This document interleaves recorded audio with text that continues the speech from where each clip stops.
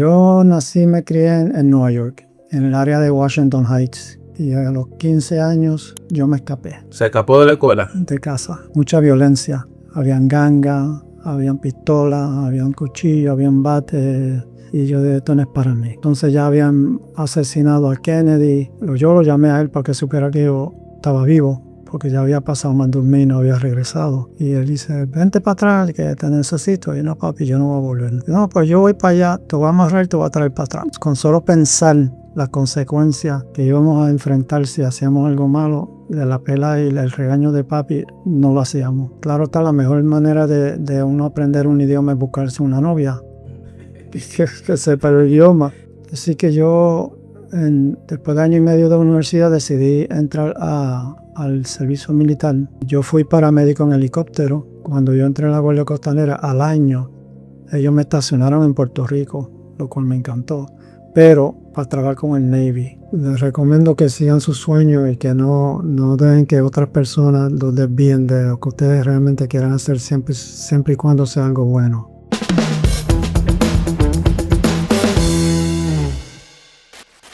Mi gente, bienvenidos una vez más a Polanco Podcast.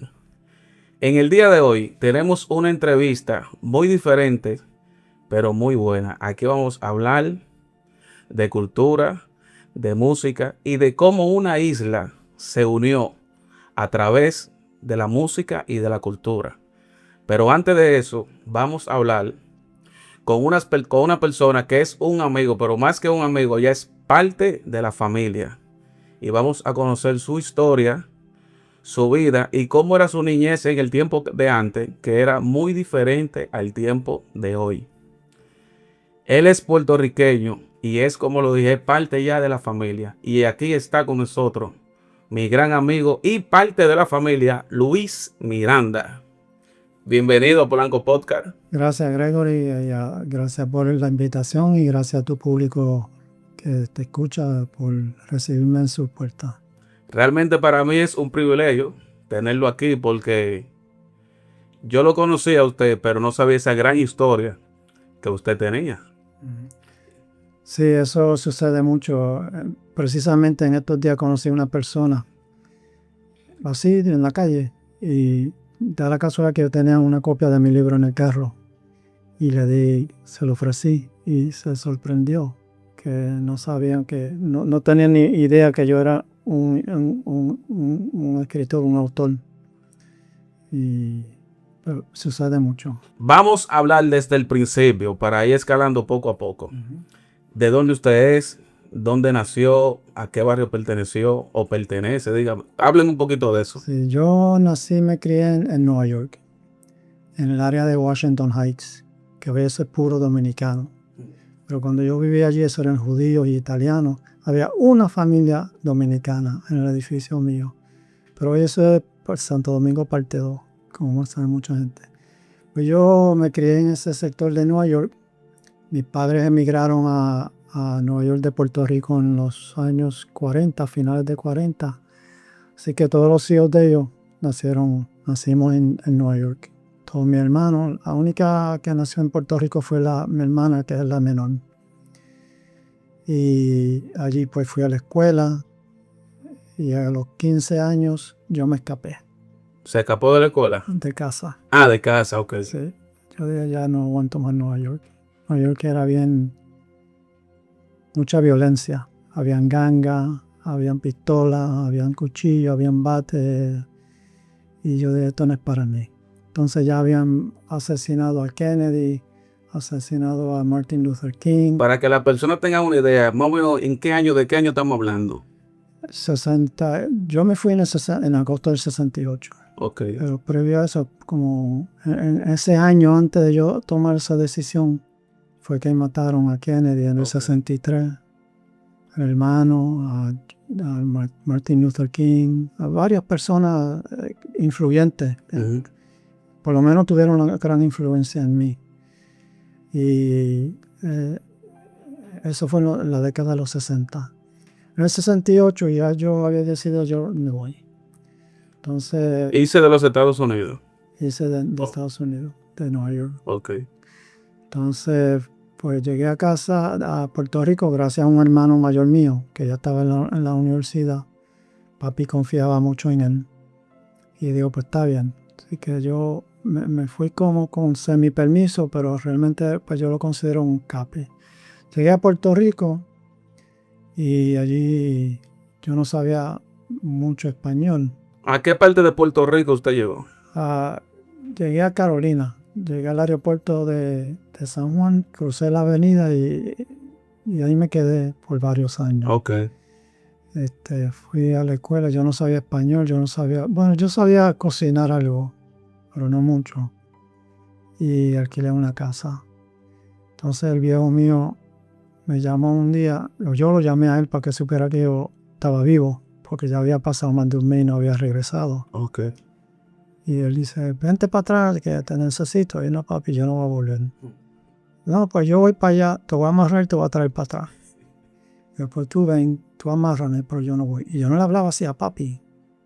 No, y más en ese tiempo había que tener un respeto Sí, full, grande. no igual que ahora. Sí, yo pensando nada más, mis hermanos y yo, con solo pensar las consecuencias que íbamos a enfrentar si hacíamos algo malo, de la pela y el regaño de papi, no lo hacíamos.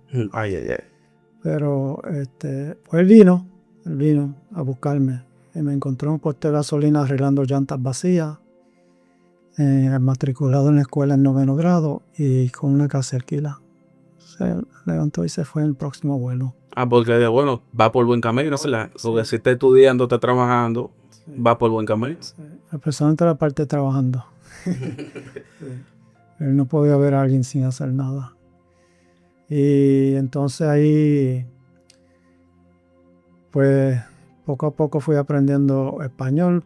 Claro está, la mejor manera de uno aprender un idioma es buscarse una novia que sepa el idioma. Ahí uno se esfuerza más. Y ella me ayudó mucho a aprender español y matemáticas. Entonces fui a la escuela superior. En la escuela superior tuve 2 años, me gradué en 2 años en vez de 3, que es lo normal, Ok. porque tenía buenas notas. Y después ahí fui a la universidad. En la universidad ¿Y qué estudió en la universidad? yo estaba un poco indeciso de qué estudiar, así que yo seguí la corriente. Yo vi que todo el mundo estudiaba contabilidad, pues vamos a estudiar contabilidad. Año y medio, en el interín, mi papá me siguió los pasos. Al año de yo venir para Puerto Rico, él vino a Puerto Rico y se mudó para Puerto Rico y montó una ferretería. En Nueva York él tenía lo que llaman una bodega, un colmado. Sí, un colmado. Acá puso una ferretería y como en Nueva York, él pues pretendía que yo trabajara con él y lo hice, yo trabajé con él. Pero ya en año y medio de universidad, yo vi que íbamos por el mismo camino. La relación de mi papá y la mía, él no podía entender por qué uno no podía ir a la escuela y estudiar y trabajar a la misma vez. Así que yo, después de año y medio de universidad, decidí entrar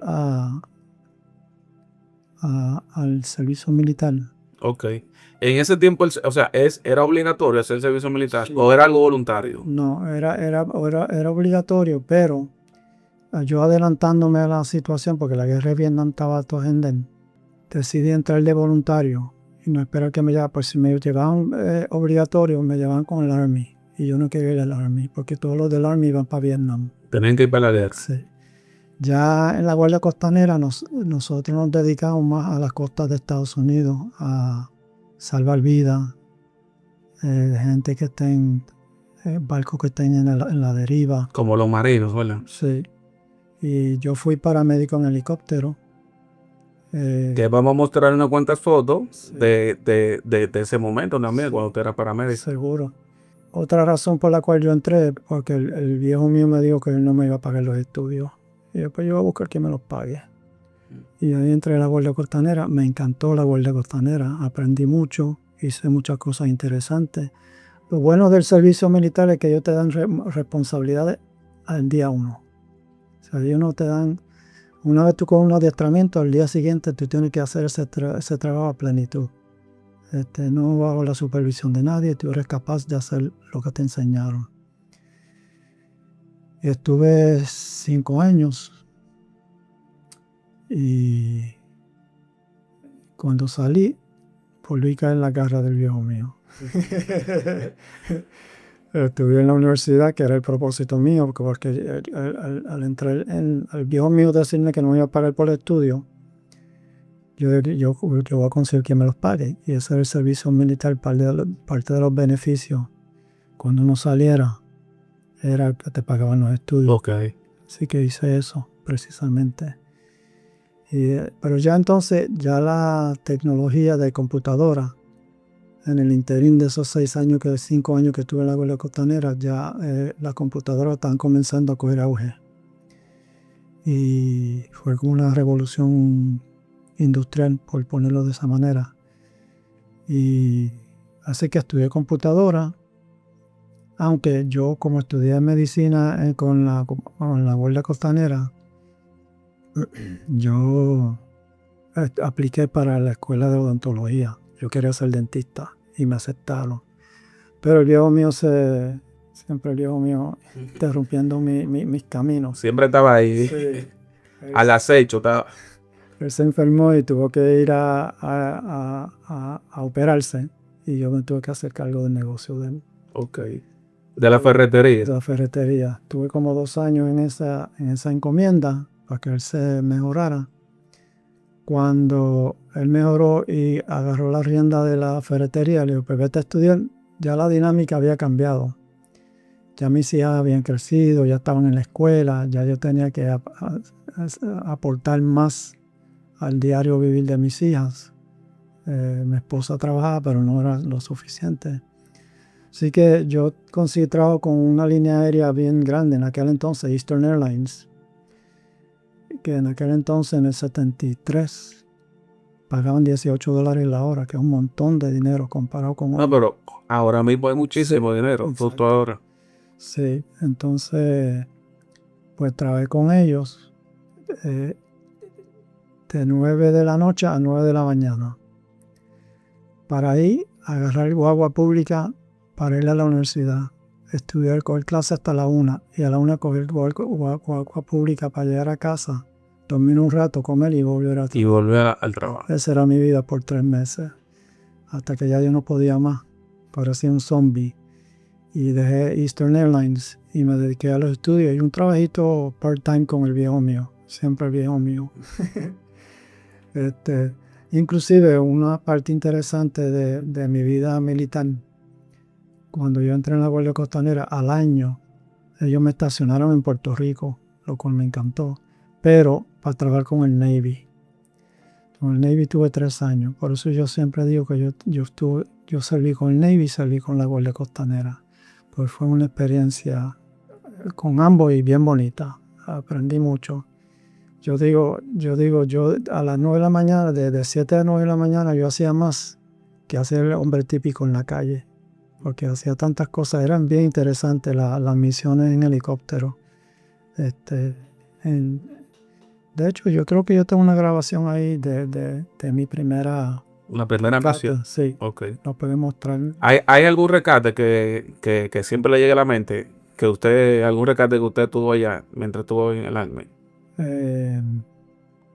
Yo diría que el primero, que como fue una emoción. La primera experiencia. La primera experiencia fue un señor que tuvo un ataque de corazón en un tanquero, de esos barcos bien grandes que cargan vagones llenos de mercancía. Llegamos y le dimos al barco, vaya en cierta dirección y no se detenga, sigue caminando, sigue navegando. Entonces el helicóptero vino de lado, así, en dirección con el barco. Bajamos la canasta, ellos montaron el paciente y lo subieron. Entonces de ahí lo llevamos a un hospital en una de las islas. Lo interesante de aquella época es que en las islas pequeñas, que era la mayoría, después de las 6 de la noche los hospitales o clínicas cerraban. Entonces, si una mujer daba luz a las 2 de la mañana había que ir a sacarla de allí, a llevarla a San Juan no creo que en Santo Domingo hayamos traído ninguno, a San Juan mayormente. Y nosotros cubríamos desde Cuba hasta Venezuela, todo el Caribe, todo el archipiélago. Pero yo nunca, el libro trata de Trinidad y Tobago, pero yo nunca estuve en esa isla. Fue una de las pocas islas que no fui cuando estaba sirviendo en la Guardia Costanera y con el Navy. Sí, fui a Martinique, fui a Cuba, fui a Haití, fui aquí y en Puerto Rico. Bueno, de este primer rescate de usted, vamos a poner un video para que la persona vea su primer rescate.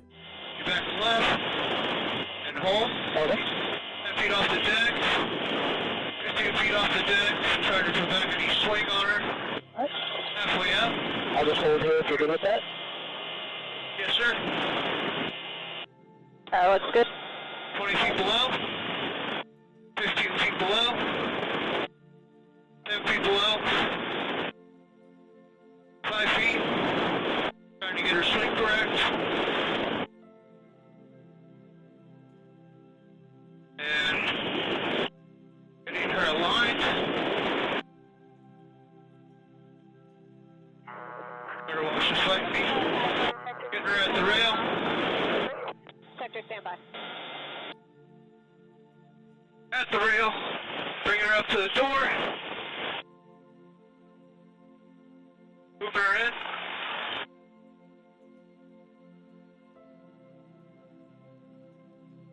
Slowly moving her in.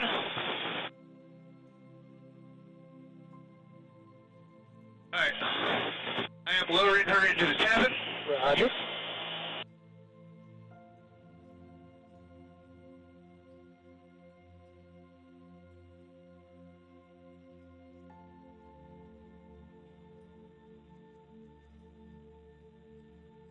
Bueno, mi gente, ustedes vieron ahí el primer rescate de Luis Miranda. ¿Y qué usted sintió en ese momento, en su primer rescate?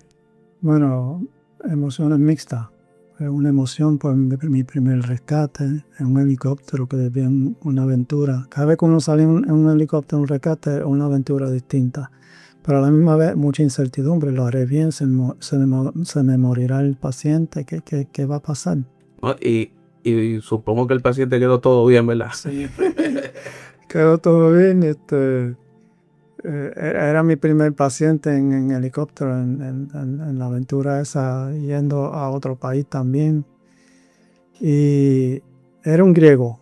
Como pueden observar, el que está subiendo la canasta, yo estaba en la parte de adentro esperando por mi paciente.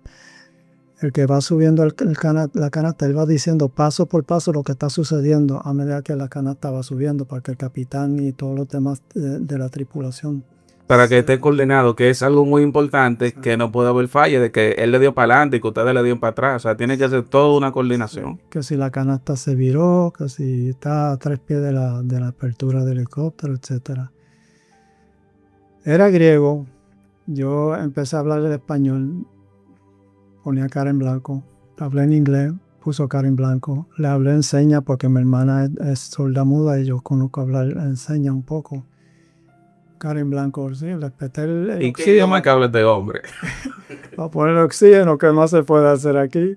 Porque en aquel entonces aquí no existía equipo digital, así que no le podía tomar la presión. Okay. Había una manera, había una técnica, pero no era certera.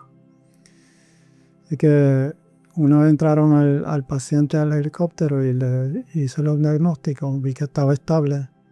Lo llevamos a una isla, la isla de Martinica. Y de allí lo recogieron en ambulancia y se lo llevaron para un hospital. Okay. Fue una misión de 8 horas y di vuelta. Y llegué con un dolor de cabeza enorme porque no había comido. Ellos me llamaron a las 3 de la mañana y llegamos a Puerto Rico como a las 6 de la tarde y yo no había comido nada. Un dolor de cabeza bien grande, pero todo salió bien.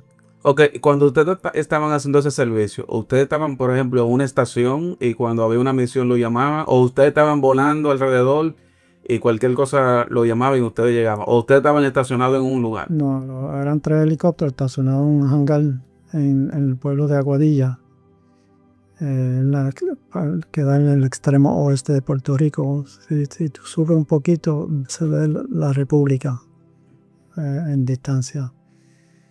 Estamos ahí estacionados y de ahí entonces, conforme a las misiones que hayan, despachan Ok. 1 o 2 helicópteros. Si estamos volando, al igual que un barco, si está en alta mar y sucede una situación donde se requiere asistencia, pues ahí mismito arrancamos. Luis, aparte de toda esa trayectoria que usted ha tenido, que trabajó en el Army, o sea, todo ese proceso, también usted escribió un libro. ¿Qué fue lo que lo inspiró a usted a escribir este libro? Pues fíjate, yo llevo más de 35 años viajando a Trinidad y Tobago, pero no como militar, sino como vendedor de computadora, que fue lo que yo terminé estudiando en la universidad. Y cada vez que yo viajaba me hacía de amistades nuevas. Y cuando yo les mencionaba que yo había estado en el Navy, que hay una base naval. Sí, yo no le mostré mucha importancia y me llevaban a la base. Y yo, qué chévere. Bueno, le di mucha atención a que hubiera una base naval allí, ni cuál era el propósito, nada, no. Pero cuando decidí hacer la maestría en Historia del Caribe y de Puerto Rico, uno de los requisitos para graduarte era preparar una tesina. Ahí fue que me acordé de Trinidad, que me decían que había una estación del Navy allí. Y ahí entonces me picó la curiosidad. ¿Qué hacía el Navy en Trinidad y Tobago? Donde menos uno se espera que hubiese una base naval. Sí, en Cuba, sí, en Puerto Rico. Aquí trataron de entrar un par de veces el ejército. Una historia que estoy empezando a estudiarlo en los años 60 y creo que 40, no estoy seguro. Trataron de comprar la bahía de Samaná, pero no se les dio. Pero al fin y a la postre, yo dije, voy a hacer la tesina basado en el Navy de Trinidad y Tobago. Me puse a investigar, pues yo no sabía nada en absoluto de por qué estaban allí. Y surgió ser una historia bien interesante, súper interesante. Yo dije, bueno, pues vamos a estudiar cómo fue que Trinidad y Tobago logró su independencia. Fue mi primera idea de tesina. Okay.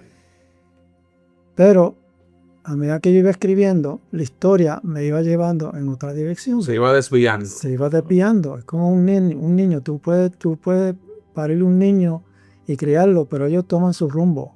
Por más que tú tratas de enseñarle, tú quieres que sea un pelotero, pero no, yo quiero ser abogado. Yo quiero que que juegue béisbol. Y dice, no, yo voy a jugar fútbol. Ajá. Y yo, pero el dinero está en el béisbol. Y dice, no, es fútbol. Pues sucede que a medida que yo escribía, me dirigía hacia la música de Trinidad y Tobago. Y bueno, pues vamos con la música, ni modo. La música en la República Dominicana tiene un impacto enorme. Sí, claro. La bachata, el merengue. Y el sol. Exacto, los otros géneros de música. Al igual que en Puerto Rico, pero en Dominicana especialmente. En Puerto Rico son expertos en la salsa. Salsa, es lo nuestro. Pero yo encuentro que la salsa, el puertorriqueño, yo no sé qué es, quizás sería un estudio interesante, qué fue lo que los unió. No he descubierto, el puertorriqueño como que siempre ha sido unido. Y no que los dominicanos nunca lo fueran. Pero en el caso, por ejemplo, lo comparo con Trinidad, que era un pueblo, ¿cómo diría yo? Que cada cual velaba por sus intereses. Todo el mundo queda por su lado. Cada cual por su lado. Y eso lo descubrí en el libro, a medida que iba escribiendo. Y aquí está el libro.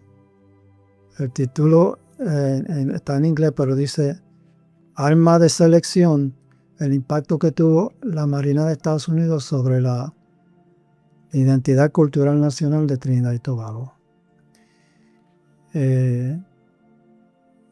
Y pueden ver aquí el barco disparando unos proyectiles, pero si tú coges una lupa, o si no sé si luego puedes acercar la cámara, vas a ver que son timbales de metal, Ok. que es lo que ellos usan en su país, en la música.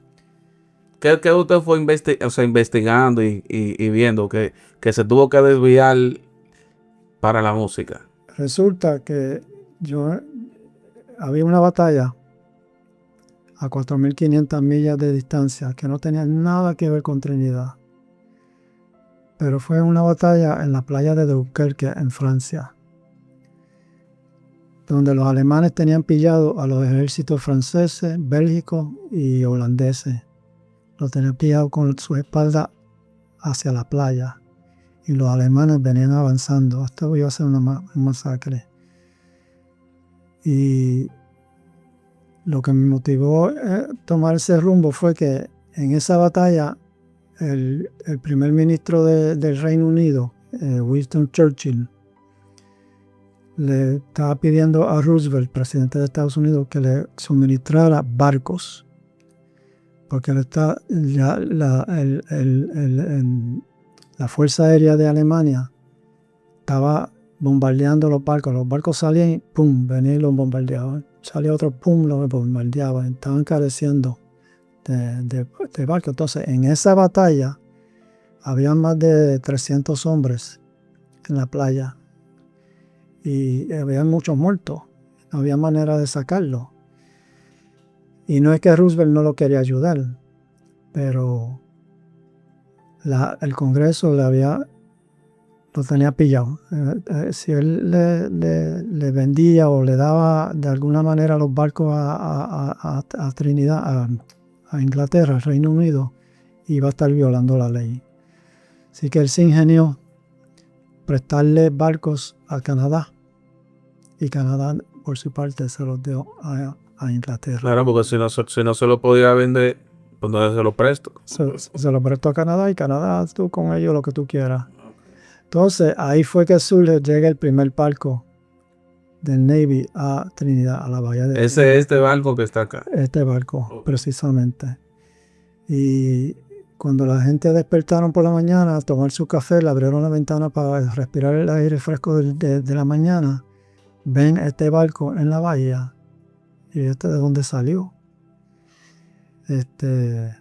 Y fue un acuerdo que hicieron Inglaterra, Francia y Holanda con Estados Unidos, que le cuidara sus posesiones en el Caribe, porque ellos estaban envueltos en la Segunda Guerra Mundial en Europa y no podían atender sus propiedades acá en el Caribe porque quedaba muy lejos, y además necesitaban todos los recursos a su alcance para defender su país en Europa.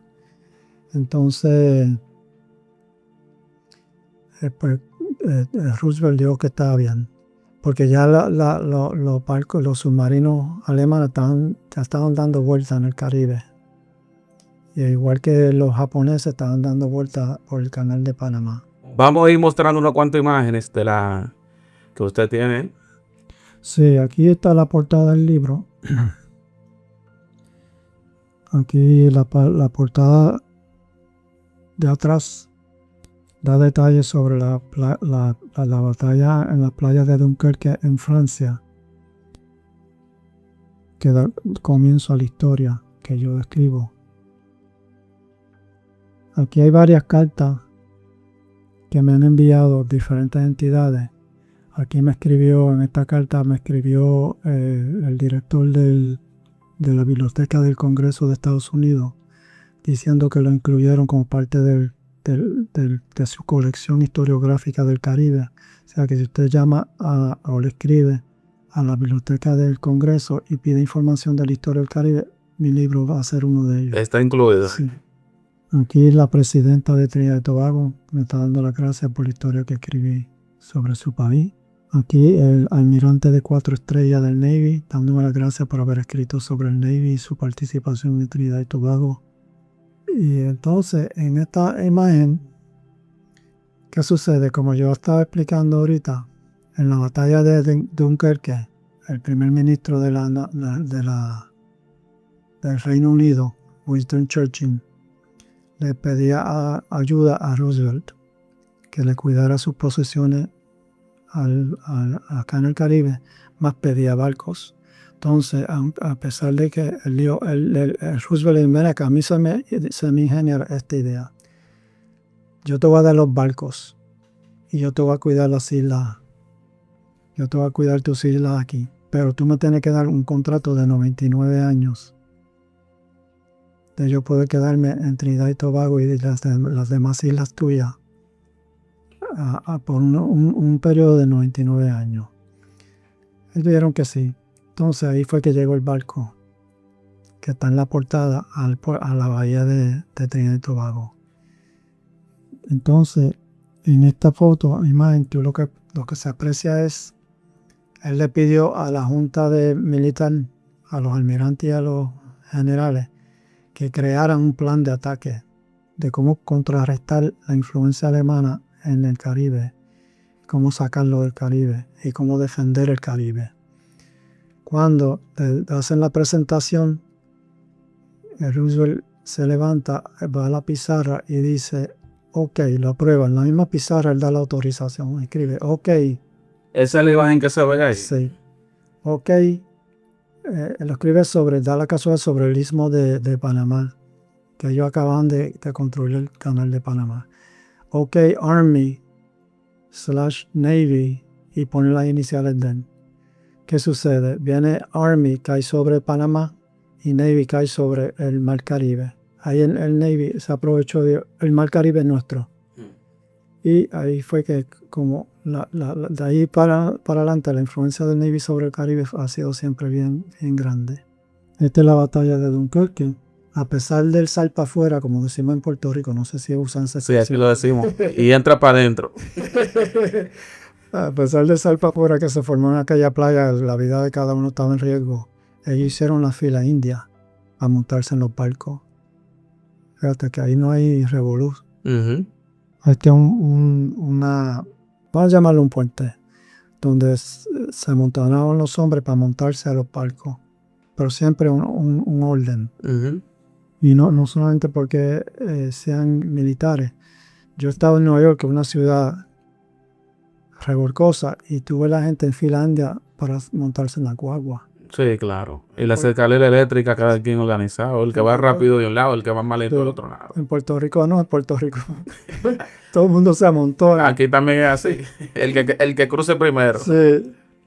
Entonces, esta imagen es la que más me gusta de todas, de esa batalla, porque viene que iba a hacer el primer ministro Churchill con todos esos soldados. Si Roosevelt, en lo que gestionaba lo de los barcos, iba a pasar varios meses, ¿cómo sacó yo a esa gente de ahí? Él hizo un llamado al pueblo inglés, que todos que tuvieran una nave, aunque fuera una yolita, o un crucero, un yate privado, o un bote de pesca, que venga a rescatar a estos hombres. Se unieron 800 barcazas a sacar a esos hombres de allí. Cruzaron el canal de inglés para ir allá y sacarlo. Para que se vea como la unión de todo eso. Sí, sí. Bien emotivo. Esto demuestra, esta es la bahía, bueno, es el Golfo de Paria, que es formado por Trinidad y Venezuela. Algo interesante de Trinidad, y varias cosas bien interesantes. En antaños,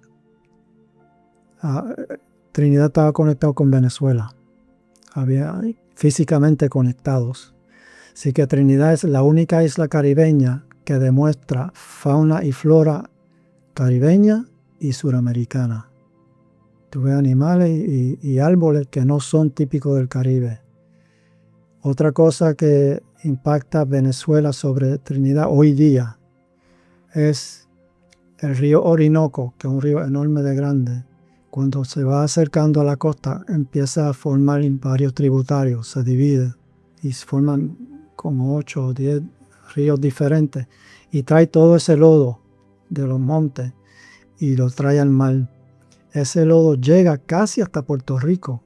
Pasa que no impacta a Puerto Rico, pero impacta a Trinidad porque el lodo es tan intenso en la salida de la boca del río Orinoco que las aguas de Trinidad típicamente, un día típico en Trinidad, parecen aguas de río por el lodo. Es la única isla en el Caribe que no tiene aguas azules cristalinas, como República, Puerto Rico, etc.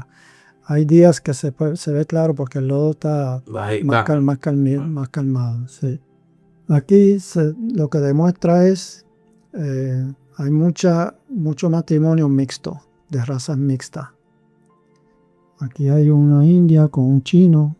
Las tres poblaciones mayoritarias en Trinidad, la raza negra, los indios y los chinos. Es un país de una raza preciosa. Esa mezcla sale una gente bella. Me imagino, ¿sí? Entonces, aquí son las diferentes religiones que hay en la isla, son como 14 o 15. Cada día se añade una religión diferente y cada día hay que celebrar su fiesta de fe.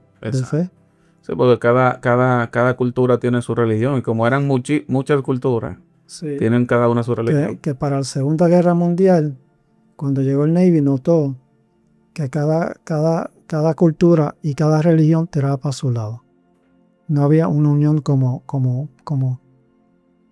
pueblo. No existía. Lo que había eran costumbres, no cultura. Entonces aquí esto demuestra el barco cuando llegó a la bahía de Trinidad, la gente mirando y qué hace aquí. El primer día que llegó el barco. Y lo curioso es, esta fotografía es de hoy día, es de la semana pasada. Ah, ok. Y es que Trump está mandando, otra vez, se repite la historia, está mandando barcazas del Navy a Trinidad. Eso será por la invasión que le quieren hacer a Venezuela. Exacto, es lo que está sucediendo ahora. Y se está repitiendo la historia. Se está repitiendo la historia. ¿Y qué pasa? Trinidad no puede hacer nada. Aunque no quisieran Estados Unidos, no puede hacer nada. ¿Por qué? Por lo que yo mencioné antes. Firmaron un contrato en 99 años. Y ellos pueden estar ahí hasta 2047. Okay. Cuando llegó el barco del Navy a Trinidad, este era el gobernador colonial que había allí, el gobernador inglés que había en Trinidad. Él esperaba que los soldados americanos tuvieran bajo su mando. Es su isla. Pero no, Estados Unidos no. No, papito. Estados Unidos no se doble. No te vista que no va. Entonces, lo mismo sucedió con la élite de la isla, los dueños de negocios, los terratenientes, estaban medio molestos porque pues, ellos veían el impacto que iba a tener sobre su negocio y sus propiedades. Estados Unidos quitó todas las propiedades a los ricos porque ahí ellos tenían sus cabañas de vacaciones, acceso a las mejores playas. Estados Unidos contrató a 10,000 empleados locales, 10,000 empleados locales, o sea, maestros, contables, secretarias. La isla se quedó con los que no trabajaban. Uh-huh. Fue el que se quedó para correr el país. Entonces los nacionalistas, lo que promovían la independencia del Reino Unido, que ya estaban a punto de coger mayor autonomía, cuando llegó a Estados Unidos, eso se fue a pique. Aquí no hay autonomía, aquí no hay independencia, aquí no hay nada. Entonces ahora van a ser gobernados por dos gobiernos, el colonial y Estados Unidos. Los locales dijeron, vamos a ver qué hace. No asumieron ninguna postura. Vamos a ver qué nos espera. Y resultaron ser los mejores porque entonces ganaban buen dinero porque Estados Unidos les pagaba al rate de Estados Unidos. y por primera vez conocían que era beneficios marginales, que el terrateniente y los élites no le daban Nada de ellos eso. lo que hacían es que los explotaban. Entonces cuando al ellos ver que Estados Unidos le pagaba más, le daban vacaciones, le daba otros beneficios marginales, la poca población que quedó de trabajadores para atender el país empezaron a exigir. Claro, a ellos le están dando. Nosotros queremos. Paga, exacto, o me voy a trabajar para allá. Una de las primeras cosas que hizo la Marina fue bloquearle, como yo mencioné anteriormente, bloquearle acceso a las mejores playas. Ahí el pueblo se unió. Papito, espérate, no puedes hacer eso. Es la única playa, queda bien al norte, que el fango no llega. Y en el norte tienen una playa con agua cristalina. No es muy grande la playa, pero era playa. Y no llega el fango. Y no yo. Así que la Marina se vio obligada a construir una carretera alterna para darle acceso a la playa.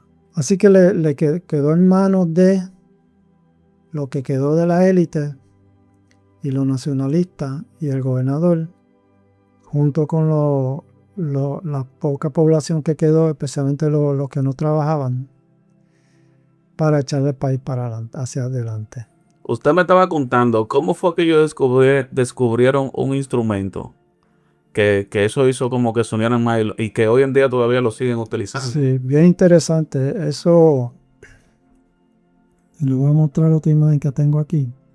Estados Unidos llevó con ellos estos drones llenos de aceite y petróleo, gasolina, que es bien específica para sus naves.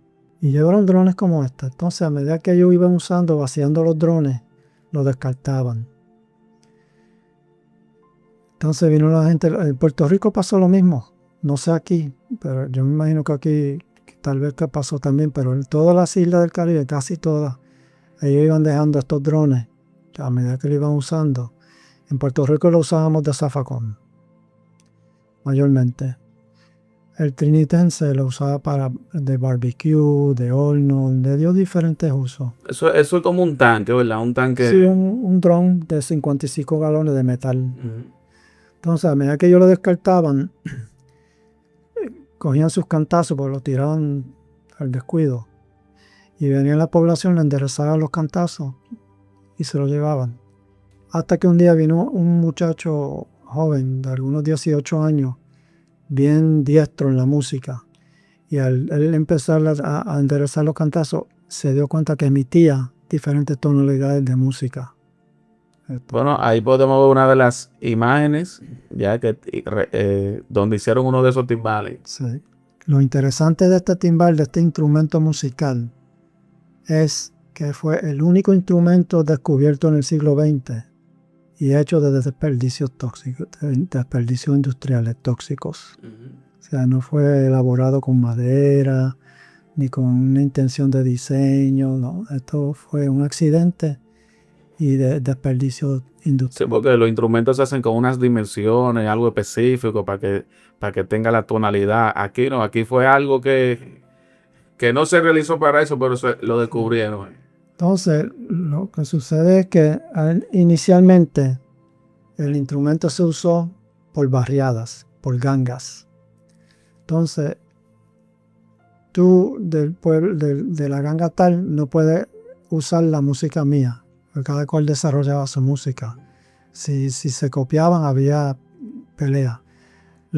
El establecimiento, o sea, la gente de esa época, el gobierno, la gente típica, normal, los adultos, no les gustaban esa clase de música. Y hasta que poco a poco fueron acoplándose a la música, porque entonces vinieron dos artistas más, no el que inventó el instrumento, una bailarina y otro señor, no recuerdo de momento qué era lo que hacía, pero ellos dos se unieron y fueron los que realmente le dieron vida a esa música, porque lo unieron con la letra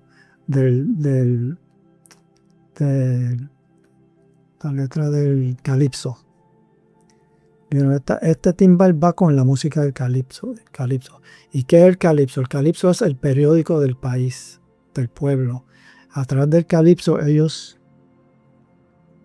expresan sus desacuerdos, sus emociones, la noticia. Ellos comunican a su población lo bueno y lo malo a través del calipso. Y el calipso va perfectamente con este instrumento de percusión que es el timbal de metal. A tal extremo que hoy día el escudo del país de Trinidad y Tobago eran las 3 carabelas de Colón. Pero hace como 6 meses atrás lo cambiaron por el timbal. Oh, Ahora el escudo tiene el timbal. Esa es la influencia que ha tenido. ya eso es parte de la historia de Dios. Sí. ¿Y qué usted cree que es lo más importante que este instrumento trajo a Trinidad y Tobago? Pues trajo varias cosas. Uno es el concepto, como le había mencionado antes, que cada religión y cada raza tiraban para su lado. Ahora con este invento, este descubrimiento, ahora se llama Trini. Se descubrió el concepto de Trini. Ahora somos una nación, aunque estamos diferentes razas, diferentes religiones, somos uno, somos un pueblo. Y eso le dio a ellos plataforma. Porque cuando el Navy, después de 6 años en Trinidad, ya la Segunda Guerra Mundial se había concluido. Ellos empezaron a mandar sus soldados y submarinos a todas partes del mundo. ¿Y qué hicieron estos soldados y estos marinos? Actuaron como embajadores de facto. Llevaron a esos países la música y la historia y grabaciones de la música de Trinidad y Tobago. O sea, ya Trinidad y Tobago tenía una plataforma mundial, una plataforma que Estados Unidos no podía echar para un lado y no hacerle caso. Podemos decir que en ese tiempo ellos fueron el Spotify de Trinidad y Tobago, que llevaron la música por todas esas áreas. O como el podcast de Polanco. También eso. Y entonces ya Trinidad tiene una plataforma mundial que Estados Unidos no podía ignorar. Y con esa fuerza fue que pudieron sacar. Ya habían obtenido la independencia del Reino Unido y ahora sacaron a Estados Unidos de su país. Porque entonces, cuando los imperios de aquel entonces, que eran Inglaterra, Portugal, España, creo que esos 3 eran los poderes bien poderosos de aquella época, estaban empezando a ceder colonias. Ahora Estados Unidos quería hacer un imperio. Pero Trinidad dijo, no, conmigo no, yo quiero ser mi propio ente. Y básicamente ahí concluye la historia interesante. De Trinidad y Tobago. Sí. Lo que está sucediendo hoy día le ha dado auge a que muchas personas lean este libro, que es bien interesante. ¿Dónde pueden encontrar este libro? Pues el libro está en Amazon. Es un libro no es muy costoso. Yo considero que está barato, un buen precio. Pero es en Amazon. Okay. Buscan Weapon of Choice. Sí, vamos a poner una imagen aquí. Sí, Weapon of Choice y el nombre mío. No tiene que entrar todo esto acá abajo. Okay. Weapon of Choice, Luis Miranda. Y ahí sale el Y libro. ahí sale. Sí, vamos a mostrar una imagen ahí para que las personas vean que puedan pedirlo también. Chévere. Bueno, mi gente, realmente esto ha sido una conversación con un amigo, parte de la familia, Luis Miranda, quien nos contó parte de su vida, de su niñez, de cómo su padre siempre estaba ahí, siempre ahí atento. Nos habló de su parte, de cuando él estaba en el Army, que fue una historia muy, muy bonita. Yo sé que fue muy impactante en su vida. Y nos habló sobre su libro. Así que ya ustedes saben. Si quieren leer este libro, vamos a poner aquí una imagen, lo pueden encontrar en Amazon y lo pueden leer. Así que realmente le doy las gracias, Luis, por visitarnos a Polanco Podcast y esperando que las personas puedan llevarse algo bueno de esto. Pero antes de me gustaría que usted le dé un consejo a la juventud de hoy en día. ¿Qué usted le dice a esa juventud de hoy en día? Les recomiendo que sigan sus sueños y que no dejen que otras personas los desvíen de lo que ustedes realmente quieren hacer, siempre y cuando sea algo bueno. Que gracias por escucharme, gracias por abrirme las puertas de sus casas para brindarme esta oportunidad de hablarles sobre el libro que yo escribí. Ahora, Gregory, aquí te traigo un regalo. ¿Cómo? Del libro. Salí premiado. Sí, el primer Ya yo iba a pedir mío por Amazon, pero usted me lo trajo aquí. No es necesario. Así que luego te lo tengo que firmar. Claro, eso es con una dedicación. Sí, el libro tiene, inclusive tiene unas imágenes en el medio, algún sitio. Míralo. Ok, sí, ya estoy viendo. Algunas de estas fotos las tomé yo, otras las conseguí en internet, otras me las dio la biblioteca del Congreso. Y son imágenes interesantes que le da vida a la historia. Bueno, mi gente, mire de qué manera nosotros nos despedimos con este libro. Así que, Luis, gracias por este libro. Realmente lo voy a leer. Está en inglés. Yo entiendo una cuanta cosas en inglés, pero cualquier cosa, ChatGPT me ayuda. Así que muchas gracias. En que les invito a que busquen este libro en Amazon. Aquí les voy a dejar la imagen para que puedan leerlo. Y gracias por estar una vez más con Polanco Podcast.